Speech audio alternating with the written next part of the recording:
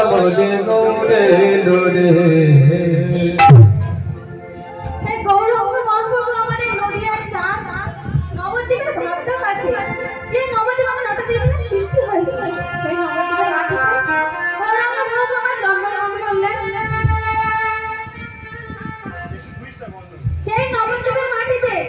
সকল ভক্তগণ চৈতন্য মহাপ্রভুর দিকে অবলক দৃষ্টিতে তাকিয়ে আছে আর বলছেন, হে প্রভু,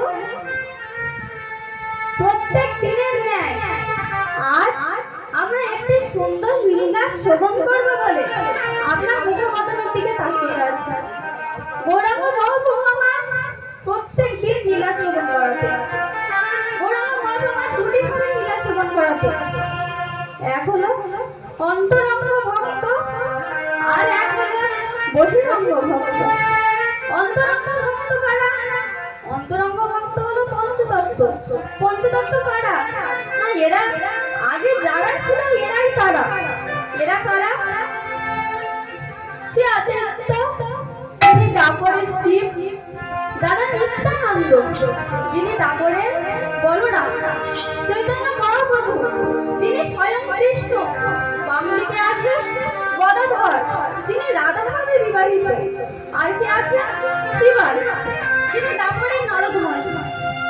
এই পঞ্চতত্ত্বকে নিয়ে ভগবান আমার লীলা শ্রবণ করতেন। তিনি অন্তরঙ্গ মানে শিবা শঙ্করের দরজা বন্ধ করে ভিতরে শ্রবণ করতেন। আর বহিরঙ্গ ভক্ত কারা? বহিরঙ্গ ভক্ত হলো এই যে আমাদের মতন এই হরিবাসরে আজ আমরা কীর্তন শুনতে বসেছি, আমাদের ভক্তরা হচ্ছে, আমরা হচ্ছে বহিরঙ্গ ভক্ত, যারা শিবা শঙ্কর বাহিরে ছিলেন। মহাপ্রভু আমার অন্তরঙ্গের লীলা শ্রবণ করে আমাদের মতো বহিরঙ্গদের সঙ্গে লীলা শ্রবণ করেছিলেন।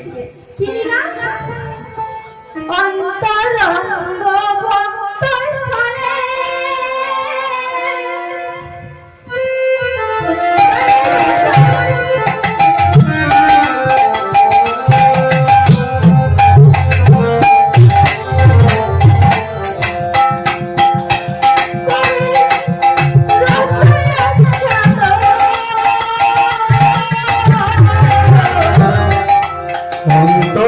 দর্শনে করে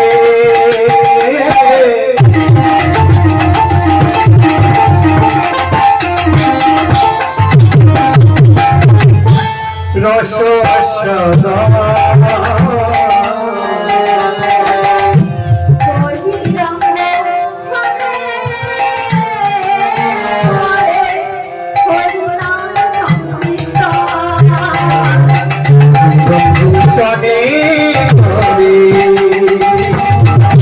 নাম সংকীর্তন